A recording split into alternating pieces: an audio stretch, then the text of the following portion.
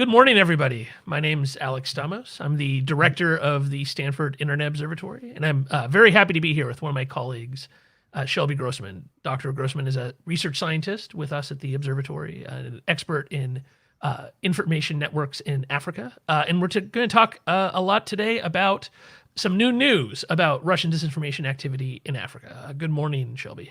Hi, Alex. Hey, so first off, for folks who haven't met you yet, why don't you explain a little bit about your background and the kind of work you've done in the past? Yeah, so I have a PhD in political science from Harvard, where I focused on Nigerian politics, looking at the politics of informal trade there. And for the past year, I've been with the Internet Observatory, focusing on foreign disinformation targeting Africa. Awesome. And so let's jump right in. So why don't you give us, it's been a big 24 hours for those of us who study this kind of stuff. Why don't you jump right in and give us kind of an overview of what you've learned. And for those of you who are watching live, we are actually broadcasting live. So this is your chance. If you have any questions for Shelby, go ahead and post them via Twitter, Periscope, YouTube, or Facebook, and we'll get right to them as soon as we can. So Shelby, why don't you jump right in, fill us in on what's been going on in the last 24 hours. Yeah, so yesterday we learned from CNN reporting that there has been a troll farm operating out of Ghana and Nigeria. And it was an operation that was creating social media content targeting Americans. And the operation has been linked to Russian actors, in particular individuals who were affiliated with the Internet Research Agency's 2016 operation targeting the US.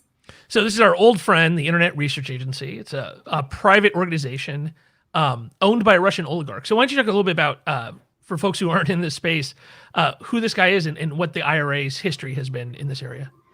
Yeah, so Yevgeny Prigozhin, as you mentioned, is a Russian oligarch who has close ties to Vladimir Putin.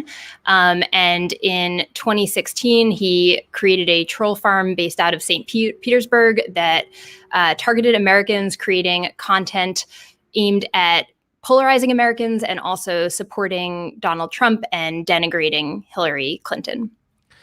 Yeah, so he was very active in 2016, and there's been a big question about what the IRA, and again, when we say IRA here, we mean the Internet Research Agency. I know that's an overloaded term in political science. IRA activity, we've had a lot of questions of kind of where they're going to be in 2020. We saw a little bit of activity in 2018 around the midterms. There was a takedown of a bunch of Instagram accounts that weren't that effective. And this seems to be kind of the first indication of them targeting the US.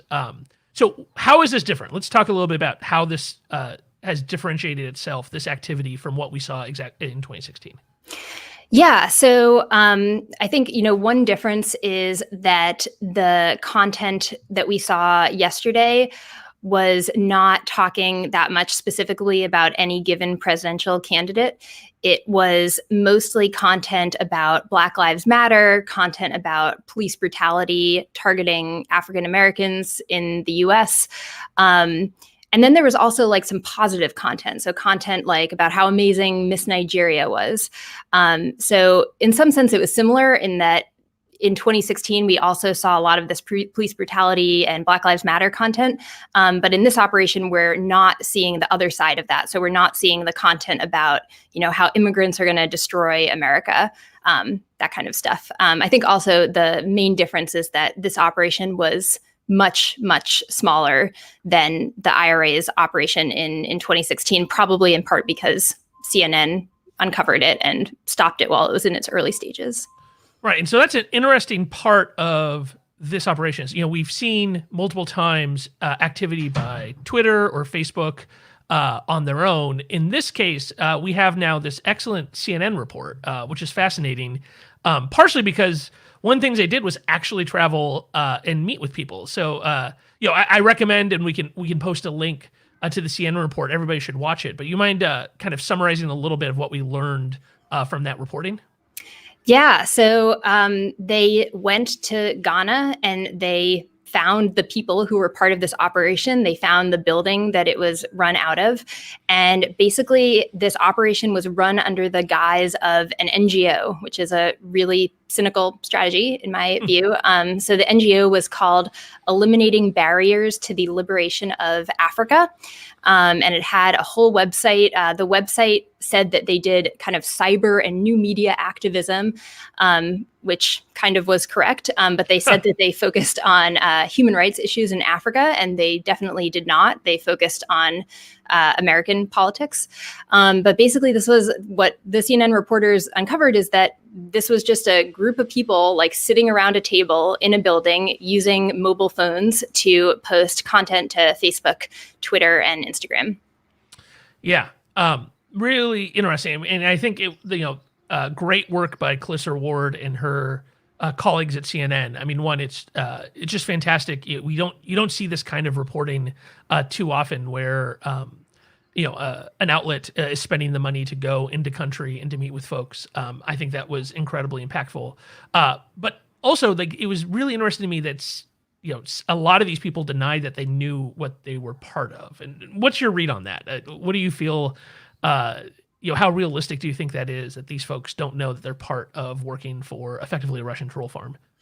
Yeah. So, I mean, what CNN learned about this is, I think, one of the most important parts of the investigation. So it seems pretty clear that the Ghanaian guy who headed the operation locally, he probably knew what was up. Mm-hmm. So he spoke Russian, he had studied in Russia, and he had been using a fake name with his employees and told them that he was South African. So, I mean, that suggests that he, I think, knew something about the operation. It seems like the local staff probably did not know what was going on. I mean, they might have felt like something was weird when maybe they were asked to change their Twitter location from Ghana to Florida. But it's a little bit of an indicator, I think. I don't know. Yeah. No, yeah, I agree. Though I would say the fact that, the head guy was trying to mislead them about his identity suggests that maybe they didn't know as much as what he knew. Yeah. And so CNN, my understanding here is CNN was doing this work at the same time Facebook was already working on some of these clusters. CNN contacted Facebook. They also contacted Graphica, which put together this pretty significant report on this by our friends there, Ben Nimmo and team. So looking at the work Graphica did, who had access to the data before it was taken down, it looks like very little of this was happening before June of next year. So this was pretty early in the timeline. Do you want to talk a little bit, though, about what the engagement numbers look like and what you think the impact might have been of this kind of work? Yeah. So this operation had a really small audience. So I think in total across Facebook, Instagram, and Twitter, there were only about 300,000 followers. And Graphica made the point that there was one Twitter account that the IRA had in 2016 that had more followers than all of the Twitter followers combined for this operation. So I think, that's interesting. Yeah, I mean, I think it's always hard to know what the effect of these operations is, but the fact that it had such small followers and pretty low engagement as well, to me, suggests that it probably didn't have that big of an effect. Yeah, and it makes me wonder what they think they're getting out of this, right? So, in the 2016 activity, just like now, their goal was to push on fault lines in American society. And especially around racial issues. Black Lives Matter back then was the number one issue that was discussed by fake accounts being run by Russian trolls.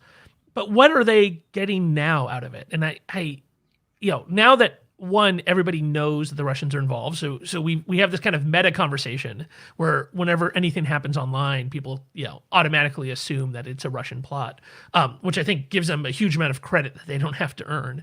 But also, in 2020, the level of online discourse is so aggressive. Do they think they can really bend the curve, or do you think there's some other reason? I mean, is this perhaps was this caught early enough that this was just supposed to be, audience generation, or do you think this, kind of Black Power and other, and separatist content? Do you think that was the actual goal?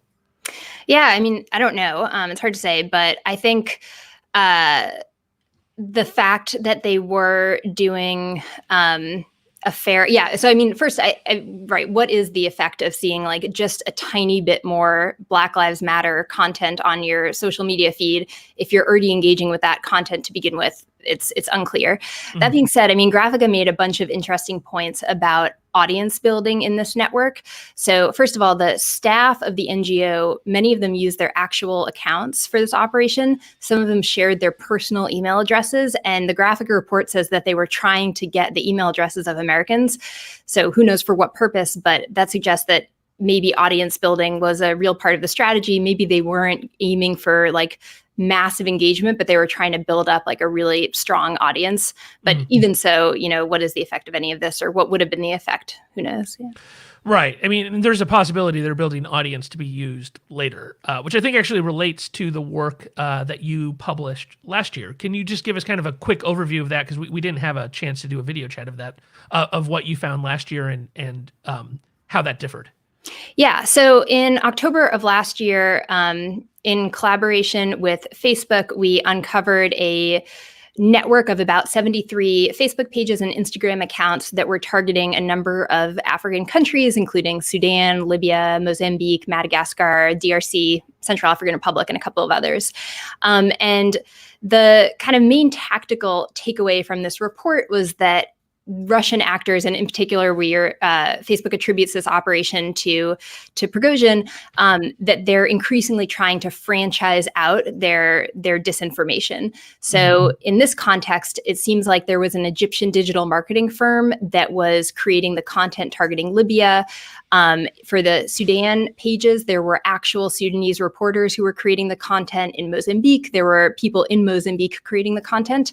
And so I think the report from yesterday shows that they're doing this even more. So, you know, you could imagine that there are benefits to the operation targeting America being run out of Ghana and Nigeria compared to Russia, because in Ghana and Nigeria, people speak English. You know, maybe it's also cheaper to run it that way. So I think the report from yesterday really shows kind of further evidence of how these actors are franchising out their disinformation. Yeah, and you're like, right, there's a couple of benefits. The native English or English as a much better second language than you might find in St. Petersburg is one. The making it more difficult to do attribution. Although in this case, it seems that both Twitter and Facebook got some pretty firm attribution. I haven't seen, unfortunately, Graphica didn't have that data and there wasn't any details, but it does sound like the technical OPSEC of these teams has not improved enough to really use these folks as an intermediary. I think it was also interesting. A big part of your report last year was talking about how these folks were setting up these entire, alternative news outlets, such as Sudan Daily, Khartoum Star, a whole radio station. We didn't see that in this case. Do you think that's something that's actually applicable in the United States? Are we going to see that tactic bleed over from IRA operations in Africa, or is that something you think that's kind of specific to the African context? Yeah, I mean, it's hard to say, probably in part because this operation was caught so early. So the operation had not been around for more than a year. And CNN reports that this Ghanaian, pseudo-Ghanaian NGO had been trying to hire people in South Carolina to participate in the effort. So it's possible they were heading in that direction, though it's hard to know. Yeah, so that's a great point, and that helps us pivot to a really important question, which is, let's say you're an American activist, you're honestly very deeply involved in these issues, you care deeply about them. What should they be thinking about, right? Because we know that Russian trolls are trying to insert themselves into American activist communities. What can you do? How can you perform some self-protection here? And what are the things you should be thinking about if you're a legit group that's trying not to be pulled into one of these schemes? Yeah. Well, so I mean, I think if you're like an ordinary citizen, one thing you can do is when you see social media content to think about how it makes you feel and who might be interested in trying to make you feel that way. I think that being said, given that it's so hard for disinformation researchers who are spending their entire day looking for this stuff, given that it's so hard for even people like us to find this activity, I think it's probably not reasonable to, expect the page administrators for a real Black Lives Matter Facebook group to, know when a Russian troll has posted content to their group. Mm-hmm. And I think it just kind of calls for more collaboration, like the kind of incredible collaboration that we saw yesterday between investigative reporters, disinformation researchers, Facebook and Twitter, who have access to data that researchers don't. I think it's, all the more important that those types of collaborations take place. Yeah, the use of the fake NGO is actually really scary here, right? Like if you look at the page, their donations page. Yep. Now, one, they are using stock lorem ipsum text, so that's not a great sign. But like, if they hadn't made that little mistake, it would be difficult if you were a independent organization, if you're a page admin, if you're a group admin, to understand that this NGO was invented from the ground up as part of a disinformation activity. For sure. And lots of NGOs don't have perfect websites too. So I think if I had seen this, I don't think I would have, even if I saw the kind of like Latin text, I'm not sure that would have even raised any red flags to me. Right. Or the crazy numbers that they've raised $231 billion, which is pretty good for an NGO. As somebody who has to do fundraising now, I have to say I should hire those folks. Okay, cool. So we have our first question from Juliet on YouTube. Since activism and journalism often tries to invoke emotion to increase empathy for an issue, it can be difficult to discern real content from disinformation. Any tips on that nuance? That's a great point. Yeah, no, totally. And especially given that we know that, at least in this operation from yesterday, and I think in the IRA operation in 2016, that they were just reusing content that real people had shared. Mm-hmm. So I guess I would say just in general, it's good to, think about how you're feeling when you're reading this content. But that doesn't mean that you would be able to figure out kind of who's targeting you. I don't know, Alex, do you have other thoughts on that? Yeah, it's tough. I think this is where we want to be really careful that when we talk about these things, and especially when we call for the companies to put protections in place, that we make sure that they're not picking up legitimate activity by people who really do care deeply about these issues. If you look at this content, like you said, this is a reuse of a Now This video, which is like a popular viral video site, which I think clearly had nothing to do with this. This kind of language, injustice is a threat to justice. I mean, it's a little bit arch, and their use of all the hashtags are a little bit obvious, but this is not that different than what you'd see from a normal American activist, and perhaps exactly the same. Which it makes me feel like we do want the platforms and journalists and research to be working together, especially the platforms, because they have the actual data on what phone is attached to this, what IP addresses are they using, what does the browser look like. They have so much more data available than we have to ourselves right now.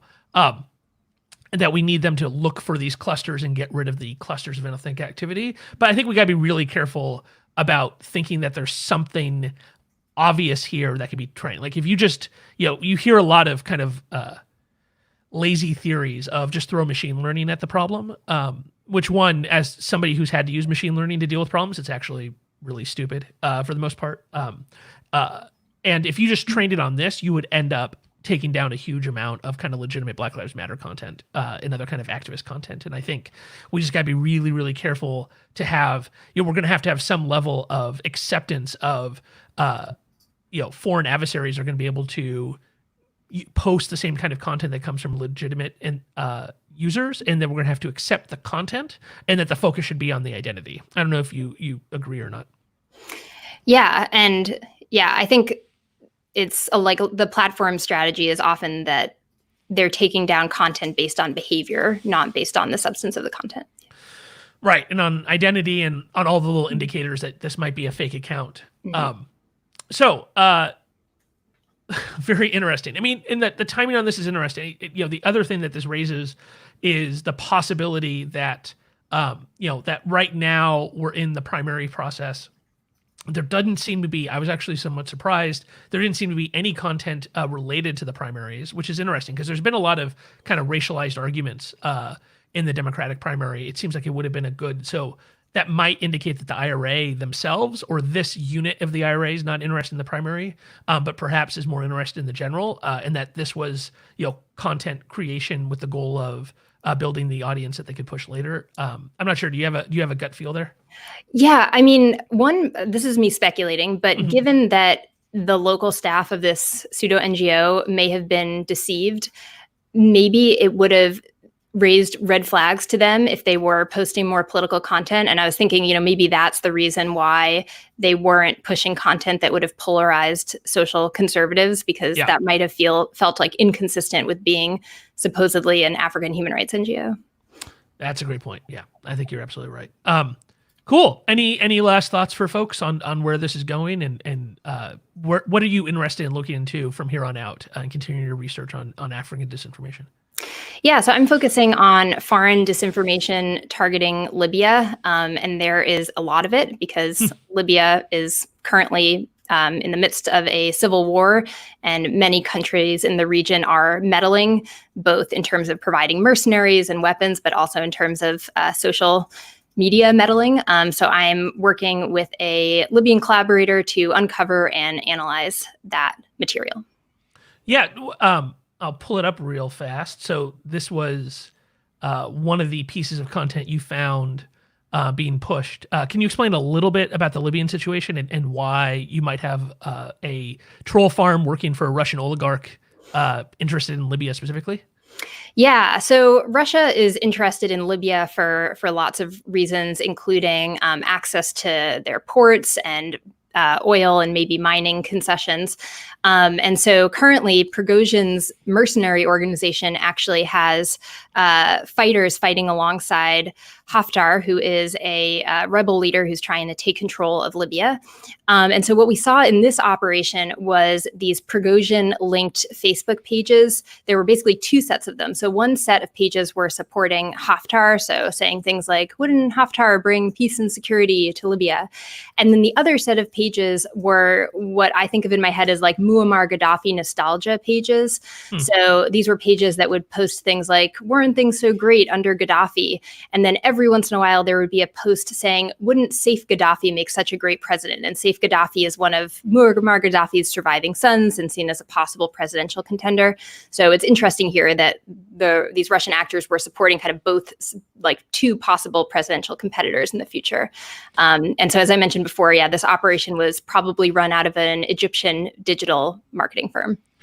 I love the idea of dictator nostalgia pages. That everything comes back, everything's hot again. Like, for my generation, it's the people talk about like, oh, let's bring back overalls and hypercolor shirts and Gaddafi. Yeah, totally makes sense. Cool. Well, thank you so much for doing this, Shelby, and for all your work. Congratulations to our friends at CNN, Graphica, Facebook, and Twitter for their great work on this. We're looking forward to doing more of these chats. Thanks for tuning in. Probably our next one will be about what's going on with the coronavirus disinformation. I've tried to avoid it in the conversation so far, but I'll just ask. So, here I am in my hermetically sealed bubble at home. You're obviously at the office. Pretty quiet at Stanford, I'm guessing, without any undergrads walking around. Yes, it's very quiet. Yeah. Universities are wonderful without students. I'll just say that they just turn into like these all these old buildings with lawns that you can putt on. But it will be interesting. I hope everybody stays safe, stays healthy. Thank you for tuning in, and we'll see you next time. Thanks, Shelby. Thanks, Alex.